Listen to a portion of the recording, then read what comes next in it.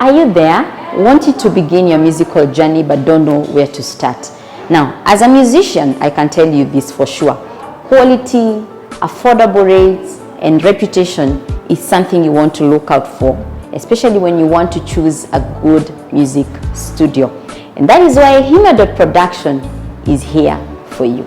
Hima Production also offers video production services. For example, we do offer musical video shooting and many other events. We have the latest equipment for best quality that suits your preference. Hima School of Music and Film offers short courses like film and video production. Film production entails acting for TV, script writing, and becoming a film producer. We also have video production courses that entails video production and editing, where you get to learn video production that entails pre-production, production, and post-production. We also offer music production courses. For example, voice coaching. Here is where you get to learn voice projection, you get to understand your vocal range, tonation, and everything else that entails a voice coaching. Also, we offer courses where you get to learn how to play instruments, keyboard, guitar, and many more. You can also learn how to become an audio producer. For more information, please call 0717 746 130. Or you can visit us in Roiro Kimbo along Thika Road Highway, Spa Mall, first floor, room F53. Welcome to Hima Production, where creativity meets passion. Grace MWAI. Yes, Hiram. Yes. Ulisema utaweka maina. Ulisema weki maina. I think I'm still bado najua mimi bado nika pressure. Bado mimi nika pressure kwa hii maneno. So I think with time I will catch up. But now that we are here, now that you have said it, Grace MWAI Maina. Yes. Grace MWAI Maina. Yeah, I am. Now that I have said it. Yes.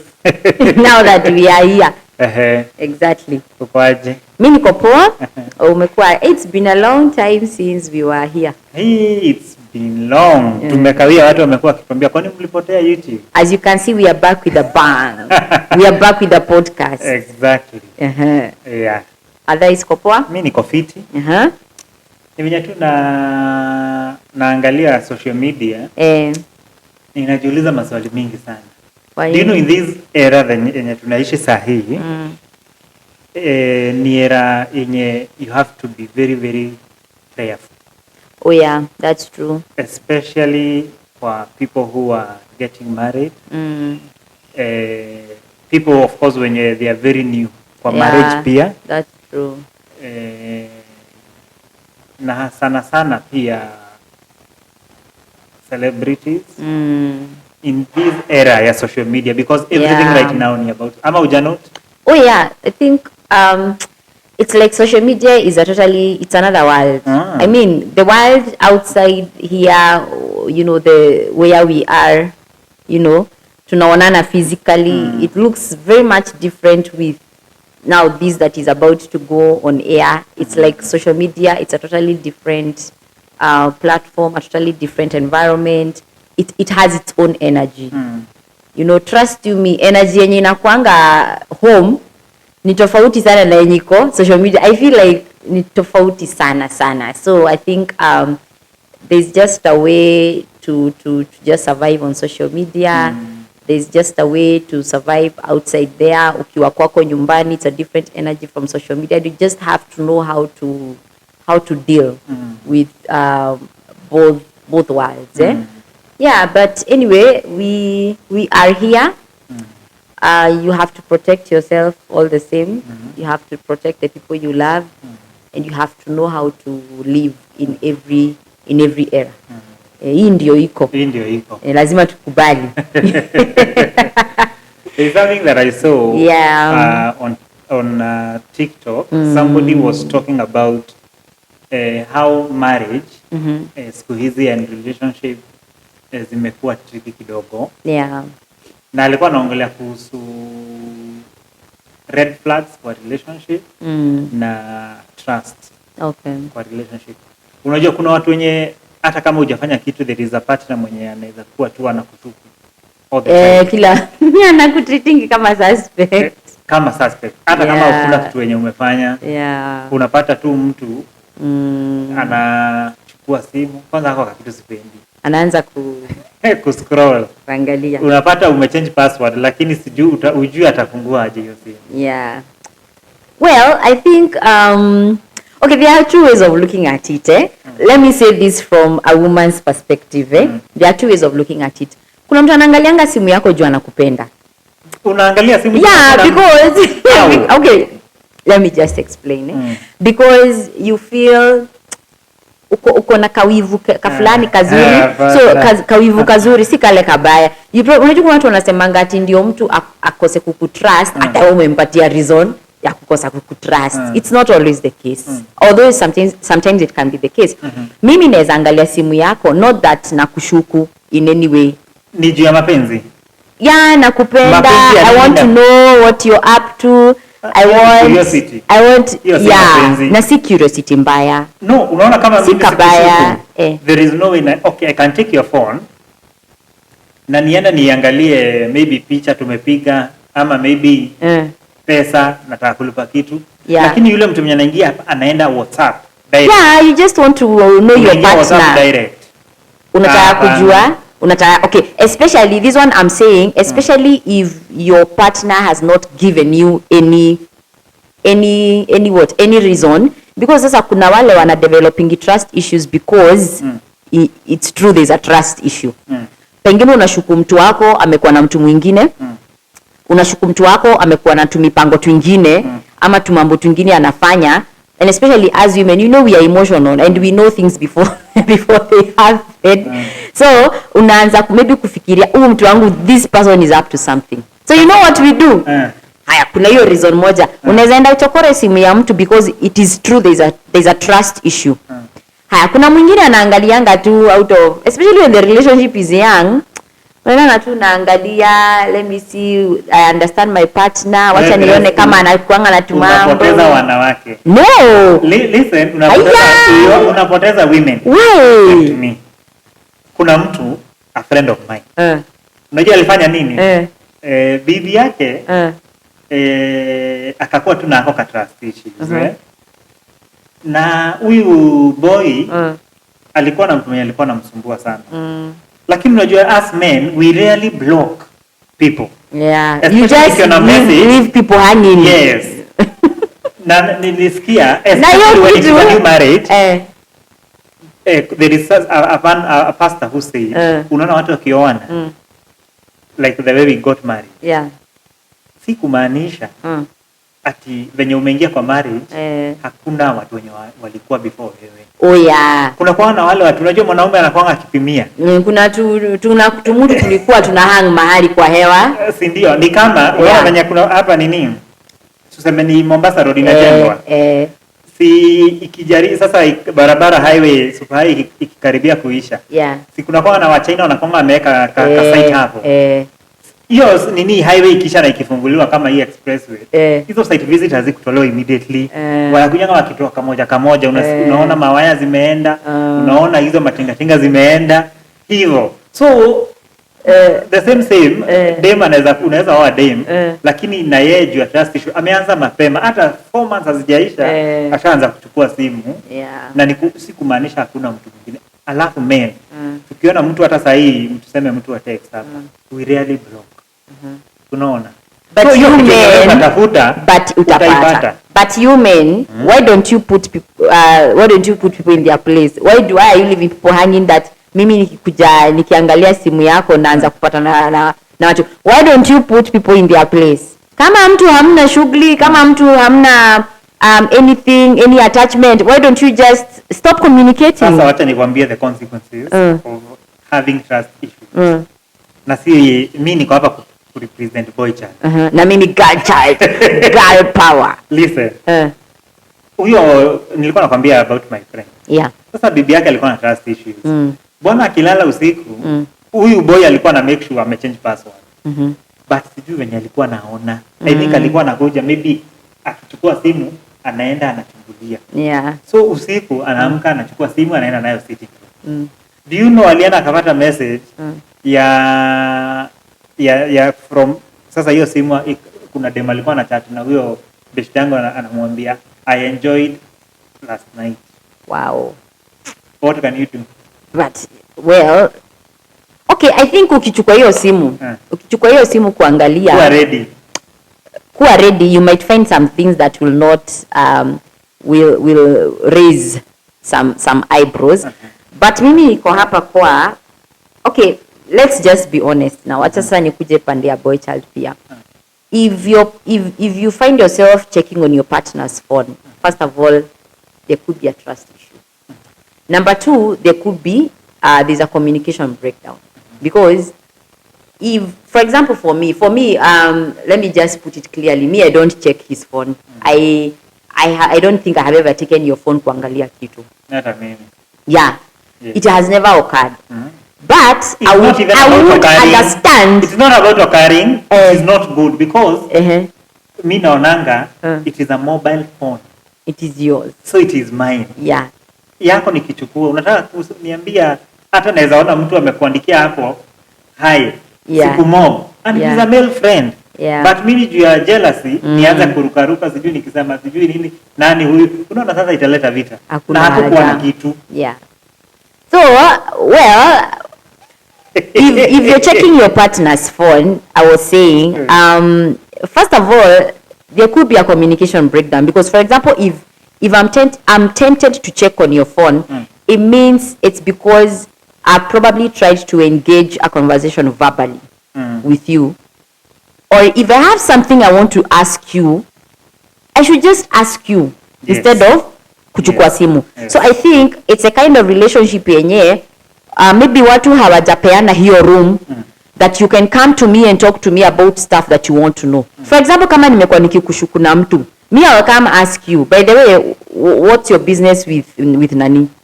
You know, I think before I come to your phone, because ikifika kwa simu, if I'm doing it secretly, kwa sababu simu si unachukuanga secretly saa zenye hakuoni. Kama unajificha ukienda kuchukua simu, ni kumaanisha hamjapeana hiyo room ya you can come to me, maybe or I don't know, maybe it's just a situation yenye maybe unataka kumshika ikuwe chaotic, you want to do it, it is intentional, unataka kuchukua simu ili ili ublast partner wako so that now the conversation can start. Unajua kuna watu hufanya hivyo. Nitachukua simu yako, niangalie, nione text kutoka text ya mse fulani. So that I can use that now to come to the conversation nikuulize, hey, nini unaniambia? But I think maybe we can start vice versa. You know, maybe nikuje nikuulize ni biashara gani mnakuangana nani? And then ianzia hapo. Maybe you can tell me, hey, sisi hatunanga kitu nini. If I want to still come to your phone, it's fine. But I think this thing of that trust issue, maybe there could be a communication breakdown. Yes, but according to me, hizi trust issues, mi naonanga unless ni mtu akuwe amekupatia reason. Yeah, of course there is a reason. Because I cannot just come and take your phone. Sasa kuna anamkanga tu hivyo. Anakuanga tu kama spy. But have we tried to engage a dialogue? Because I believe kila kitu ni kuongea. Dialogue. Well, sasa kama hakuna dialogue. And those are the things trust issues I tend to believe and I think trust issues begin to develop when there is no room or there is no dialogue or communication between two people. Yeah, because there are things I would not be afraid to ask you. Lakini kuna especially women, sijaiona wanaume sana wakiwa na trust issues. Lakini hiyo kitu ni kama imedevelop. Unaona hii era ya social media. This era of social media, I think a lot is happening in the phones. A lot is happening kwa masimu to an extent. If you want to understand your partner or you want to know much about your relationship, where it's going and everything, there's a lot tutapata kwa simu than it's the easiest place, I think. Because sasa nikisema nikukufuata, ati kila mahali unaenda na kufuata na kutrace kila mahali, I might not do it. But simu itanipatia everywhere, and I think it just kuna watu mimi I know somebody mwenye anakuanga na message bibi yake message zake za kutumiwa zinaingia kwa simu yake. Now well, I think hiyo no, but those trust issues are there, especially in this era. This era yenye mpaka kuna ma security zimewekwa kwa masimu. Why? It's because ndoa mingi zinaanzia kuharibikia hapo. Yeah, but anyway, it is real.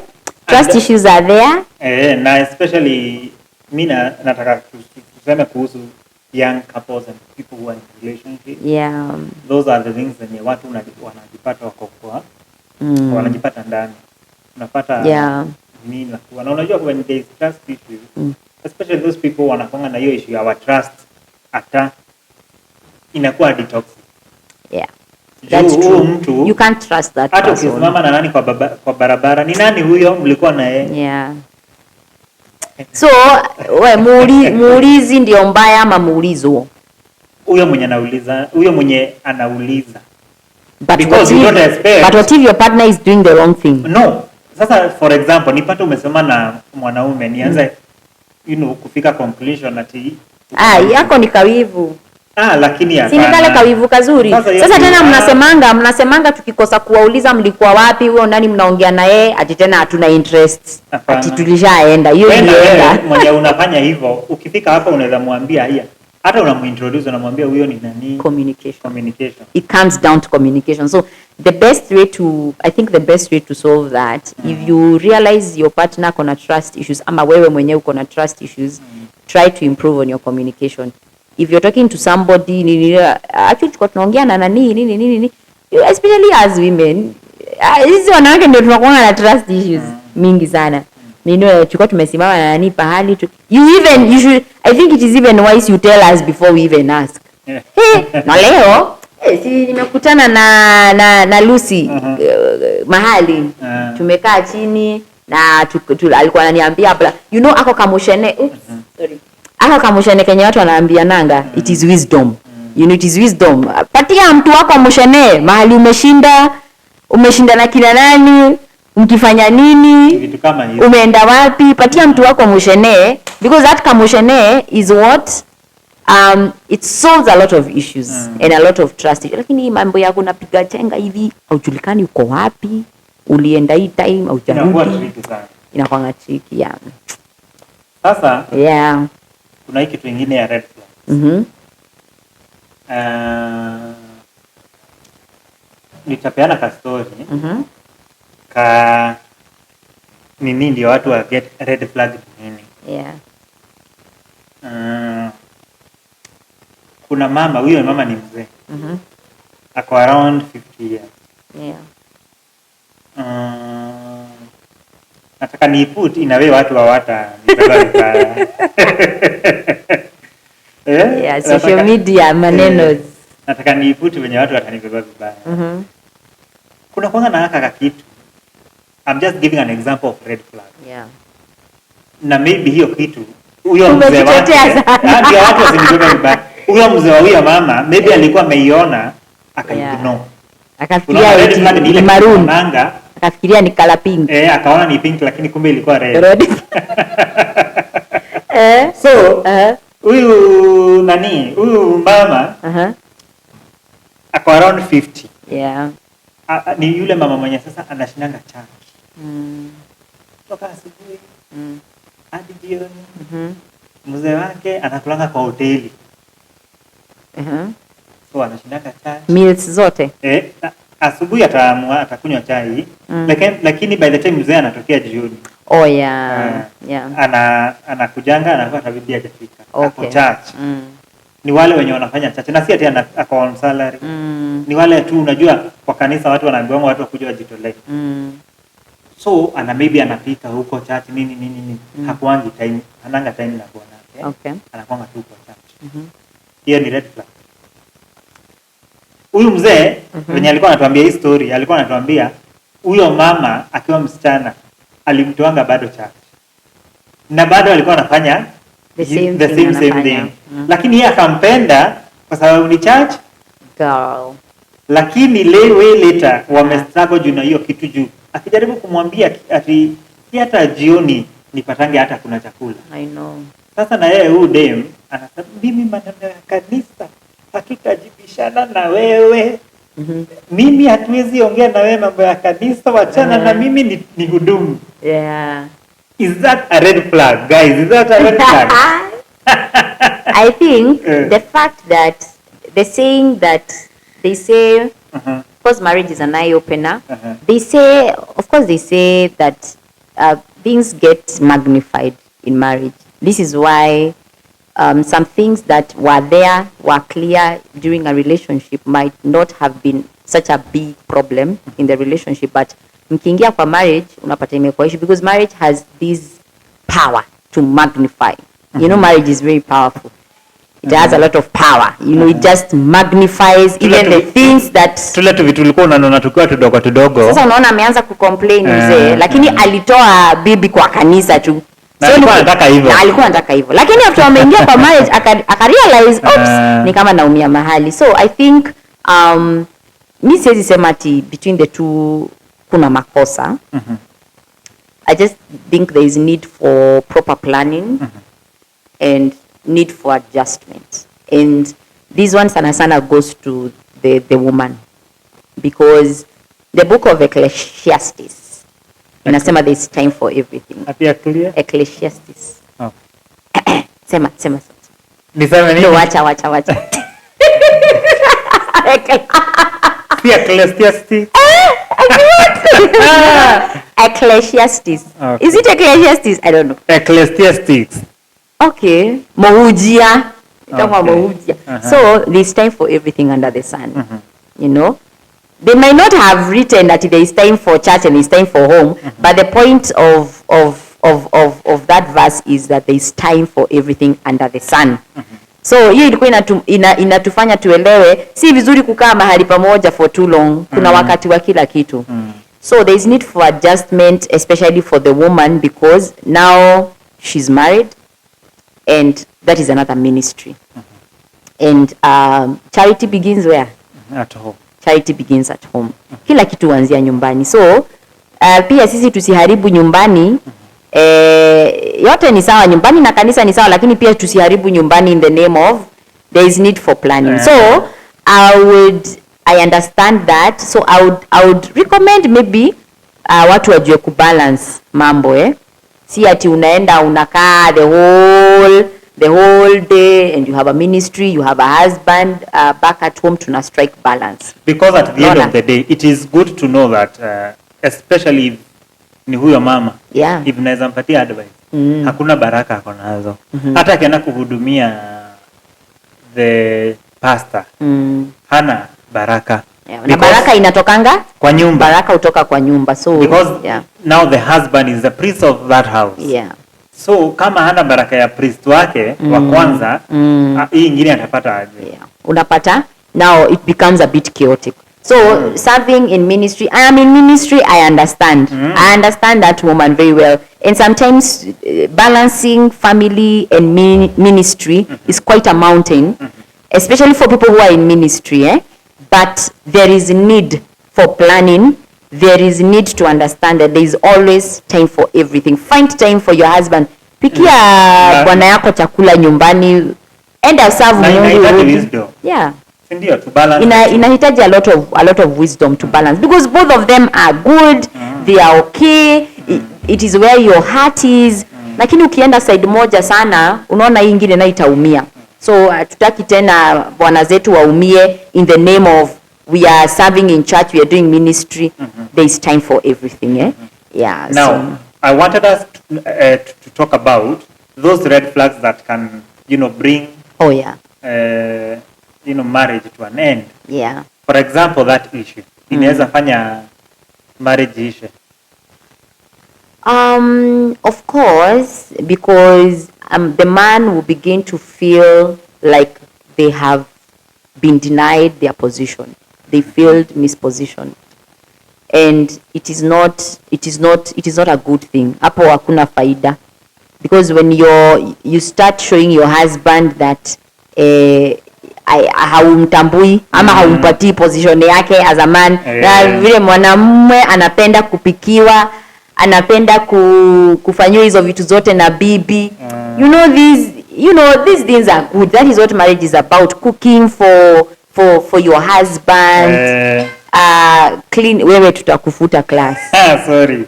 Cooking for your husband, cleaning for your husband, doing all those things to your husband. So if you start looking like you have a different idea, ama kuna zile vitu umeka mbele sana, your husband will begin to feel like they are missing their position, which it is not a good thing. Yeah. Now, how do you identify these red flags? How do you identify these red flags? And before tufike hapo, kwa relationship na kwa marriage, kuna hii swali watu huwa wanaignore sana. Swali ya how do you feel or how do I feel with this person? Huyu mtu anafanya ni feel aje? Na analeta the good in me or the bad in me? I think why are you laughing? Sijini wewe smile nikashangaa kwa nini? Well, I think it's because I think there was a time we had that discussion. I think that's why I'm smiling. There was a time we had that discussion. I think that is how you identify toxicity. How is the energy when you're with that person? I think that's the easiest way to identify toxicity in your relationship. Ni energy gani nyinyi huvuta mkiwa pamoja? How do you feel about that person? What happens around you when you're with that person? What happens in your life? You know, there are so many ways. What happens to you mentally when you're with that person? Umekaa na huyo mtu lakini mentally what has been going on with you? Emotionally what has been going on with you?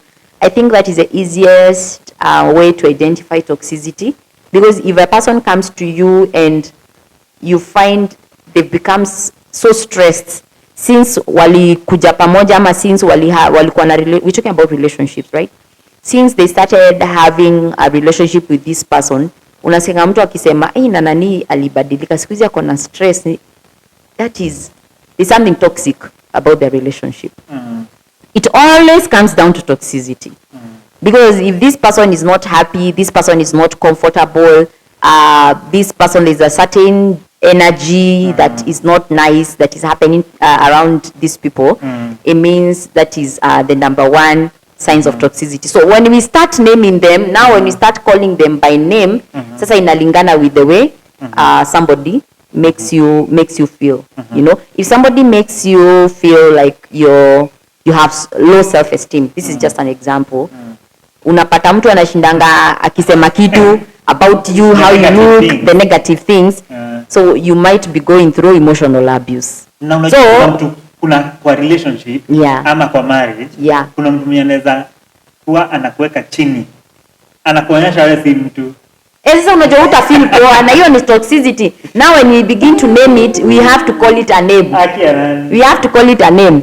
So toxicity number 1 yenye inakwanga kwa relationships mingi, you might go through some emotional abuse. You know, by the way somebody speaks to you, the way somebody makes you feel. Other people go through financial abuse. Unaona? Ni mingi. Other people unapata mtu hataki uende vision yako, hataki ufanye. You know, there are very many types.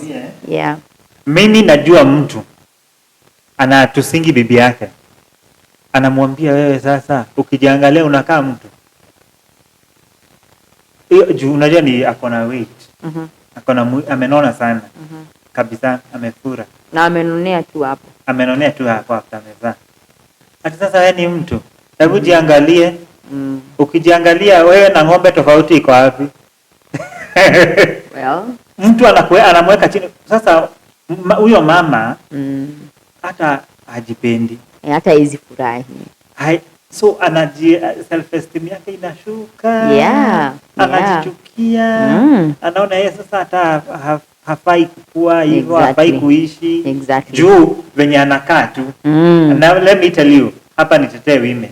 Hakuna kitu mzuri kama appreciate your partner. Yeah. Especially the appearance. Say that again. Hakuna kitu mzuri kama ku appreciate your partner. Hey. Especially the appearance. Mwambie anakaa poa. Yes. Hata kama ameongeza kilo, hata kama they have changed. You look good. Their body has changed. They look good. Even buy them a dress. Tell them, kuna mwanaume sasa alikuwa anasema sasa nilikuwa namwambia at least hata unamwambia it's not nice. Anakaa vizuri, anasema wewe ukimwangalia unaona anakuwa attract.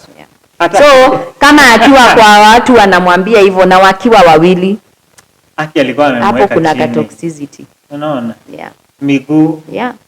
So toxicity, you realize it by just the way you feel. Just the way you feel when you're with that person, you can be able to tell. Na hapa kuna toxicity. Imagine mtu akikwambia ati miguu zako ni kama za punda. Sasa mwingine alikuwa amekonda, anaambiwa miguu yake ni kama imekauka kama ya punda na kuku. And you know what hurts the most? Kama kuku. What hurts the most? Mimi unajua hata mtu kwa barabara na huko akaniambia kitu in heart naweza kosa kufeel sana because you have no idea who I am. But is the same arms that are supposed to shield us, the same arms that are supposed to hold us up, I think are the same. Hiyo ndio inaumanga. Because now I usually wonder to and I'm so sorry, my heart goes out to every woman out there who has gone through emotional abuse. There are very many kinds of emotional abuse, and my heart goes to you, and I'm so sorry about what you have been through. But I think what hurts most is the same arms that are supposed to shield you and to hold you. Because sasa utaenda wapi, utaambia nani? Because this is the person closest to you. You sleep in the same bed, you share visions, you share children.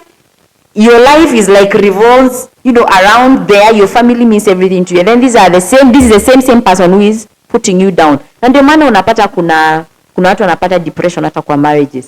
The people who are going through toxicity kwa marriage because now this is the person closest to you. And this is the person who is putting you down. I know. So it hurts.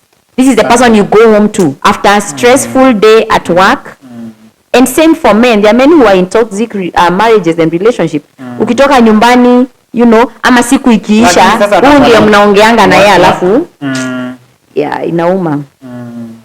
Especially I talk with a lot of wisdom. There are women who wanna shame, their men, their husband, especially when it comes to the matters of the bedroom. And that is an issue. We'll bring a counselor here. Yeah, na atakuwa na kituelezea because it is very sad. Women telling them, sasa hiyo hata mtoto hawezi fanya hivyo. Lakini of course yeye inakuanga na source. Source ya nini? Kuna kuanga na mahali inakuanga imetoka. Wapi? Hapo sasa ndio. Hakuna. Si tutaleta counselor. Sisi sio makansela wa hii maneno. Tutaleta counselor. Of course you have listened to very many discussions. I've listened to many discussions na kuna mahali naanzianga. Sisikie akamwambia ndio damu doko hutia. Ati atakangi mtu anamwestia time hata hiyo ni kuniwestia time lakini hiyo si kumaanisha wana need kuwakia hiyo maneno. Sasa hao ndio mama mwenye wanasamanga. Wewe ukimaliza utaniambia. It is very sad. Unajua hiyo mwanaume. Let me tell you, wacha nikwambie. Let me tell you Maina. Ngoja kidogo. Hakuna kitu inafurahisha mwanaume kama akiambiwa wewe unapotea hatukuwa hapo. Toxicity in relationships. I don't want us to go there. But tulikuwa tunaongea about. Sasa tuende hapo because we will never agree. We will never agree. Talk about anything. Wacha nikwambie Maina. Let me tell you Maina. Hiyo maneno inatokanga mahali. Okay, me I've listened to discussions. Okay, I'm not a pro in discussing about these issues, but they have been discussed a lot. Hata YouTube zimejaa hivi hizo topics and everything. Ati kashida kuna mahali kanaanzianga. Wapi? Pesa. Ati. Wakati mwanamume ako chini kipesa, hawezi. Ati anasikianga ako chini hata emotionally. No, so but unajua performance. We are not, yes, money affect a performance and stress. Yes, but because of maybe Joshua. Joshua being a very small boy. Joshua being a small boy. Sasa women tumia hiyo kukuweka chini, which is very bad because sasa utafanya nini kama ako hivyo? Sasa si mzuri kuambia mwanaume. Okay, kuna hiyo group. Wachana hii ya those special groups zenye zinaweka wanaume chini juu ya maumbile. Performing music live hiyo hainanga shida, juu inaweza kosiwa, unaweza shindwa kwa sababu ya stress, that is true. Kuna hiyo. Yes, hiyo ni ya performing pale on stage. Lakini when Joshua is a small boy, hiyo usiwaambie mwanaume ati Joshua ni small boy. Okay, hao ni special. Sasa unajua ukivictimize mtu sababu ya maumbile, sasa hiyo now that one na sasa hapo uko na shida. And that is what we are talking about. It is wrong. It is very wrong kuweka mtu chini. Self esteem yake. Na most men hapo ndio mwanaume hujichukia. Hata mkiachana because hiyo kitu inaweza fanya muachane. Haizio. And do you think these are some of the things zenye mtu anafaa kunote kwa relationship, like kama huyu mtu anakuweka chini kwa relationship utanote aje? Sisemi uangalie Joshua kwa relationship. I'm saying whatever that means. I'm saying mkiwa kwa relationship you can note, it's the small stuff. It's the small stuff. Ukiona ati vitu hata huwezi control, mtu anakuweka chini. Kitu kidogo hivi, a small mistake, mtu anakuweka chini. Ujue hata mkiingia kwa marriage atakuwa anakuweka chini kwa vitu hata it's not your fault. Inaanza hivyo. Those are the red flags. If somebody kama ukiangusha kikombe, ukivunja glass na mtu that person will make a big deal, is like ni kama umevunja nyumba, umeangusha nyumba yote. Tukisummarize, because we are coming to that is a red flag. Ukiona mtu mko kwa relationship na yeye na anachitingi hadi mkiwa kwa relationship na mjaoana, that is a red flag. Red flag, yeah. Ukiona mtu hasira, akona hasira mingi. Unajua there are people who wana overreact, wako na hasira mingi sana. That is a red flag. They don't respond, they react. They react. That is a red flag. That is a red flag. Number 3. Ukiona mtu anapenda mkikosana anapenda kwenda, it is a red flag. That is a red flag. Yes, instead of sitting down, anasema mimi ni lack of communication. Si lack of communication, huyo mtu ni kumaanisha ataenda. Okay, hiyo ni communication. No. No, huyo mtu hataki mcommunicate. Sasa no, that is a red flag. Wako left mkiwa kwa relationship wanasema it's over. Yes, that is a red flag. Mtu mwenye anapenda kanisa sana, it is a red flag. What do you mean? Wewe. Mtu mwenye anapenda kanisa sana, there is loving God and loving church. Obeying. Anakipenda kanisa kama mimi ninapenda kanisa, mimi ninapenda kanisa. Being a captive of religion. It is very bad. Okay. Topic for another day. Let's just leave it there. Yes, but I have to explain what I mean is good. For example, the example that I gave about yule mama. Unapata kanisa ndio imemchukua everything about her. Anashindwa kubalance. So family is not important, the husband is not important, children are not important. It is all about the church. That is a red flag. Okay. So that is true. Number 5, Yes. Ukiona acha niseme hiyo ingine. Ukiona mtu ana vision, there is something about, you cannot be led by a blind person. Kama mtu hana vision, that person won't lead you anywhere. Lazima ukuwe na vision. Lazima ujue huo mtu wako anatakanga kukua nini, anatakanga kwenda wapi, anafanyanga nini ya kumwezesha kufikia. You cannot stay visionless. Lack of vision causes people to perish.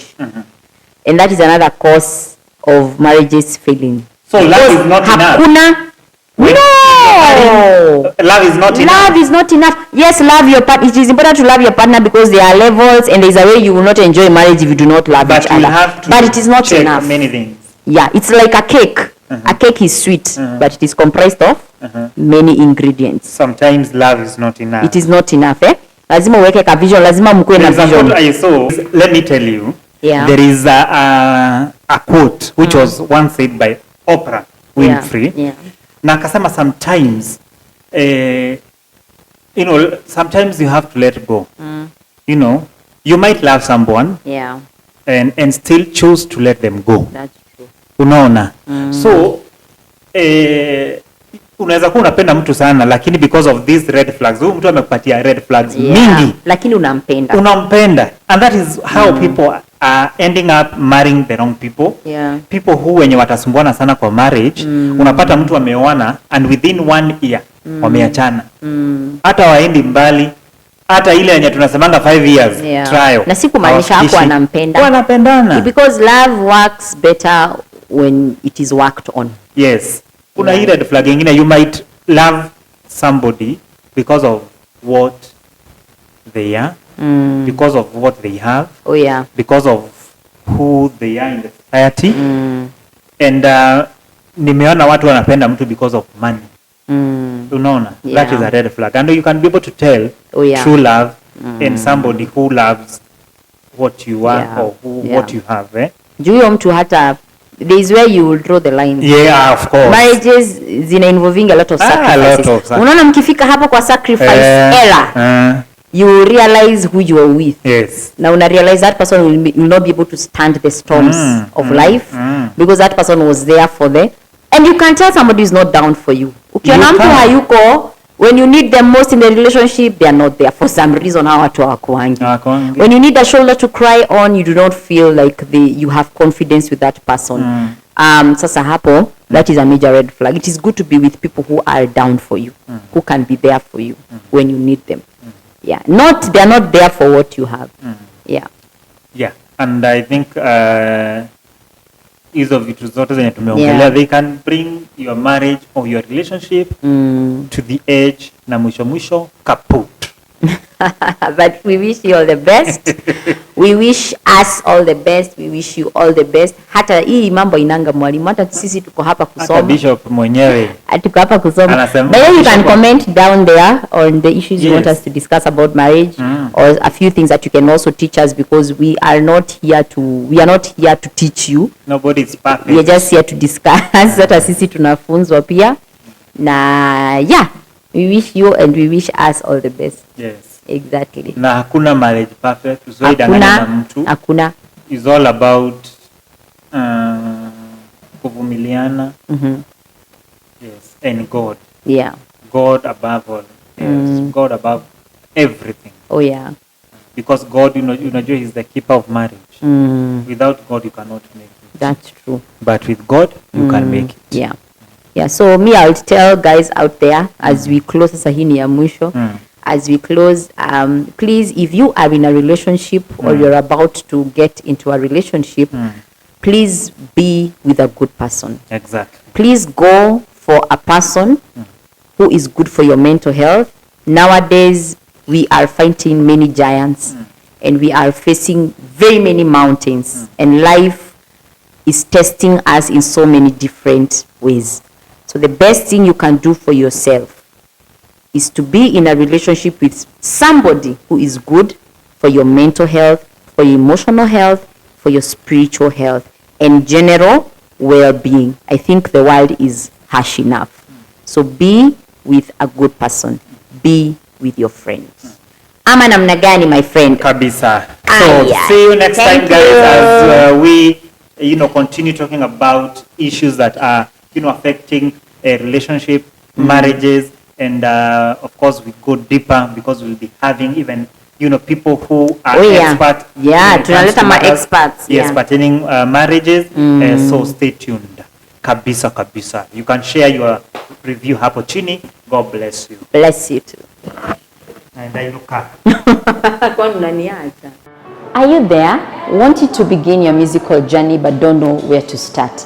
Now, as a musician, I can tell you this for sure. Quality, affordable rates, and reputation is something you want to look out for, especially when you want to choose a good music studio. And that is why Hima Production is here for you. Hima Production also offers video production services. For example, we do offer musical video shooting and many other events. We have the latest equipment for best quality that suits your preference. Hima School of Music and Film offers short courses like film and video production. Film production entails acting for TV, script writing, and becoming a film producer. We also have video production courses that entails video production and editing, where you get to learn video production that entails pre-production, production, and post-production. We also offer music production courses. For example, voice coaching. Here is where you get to learn voice projection, you get to understand your vocal range, tonation, and everything else that entails a voice coaching. Also, we offer courses where you get to learn how to play instruments, keyboard, guitar, and many more. You can also learn how to become an audio producer. For more information, please call 0717 746 130. Or you can visit us in Roiro Kimbo along Thika Road Highway, Spa Mall, first floor, room F53. Welcome to Hima Production, where creativity meets passion.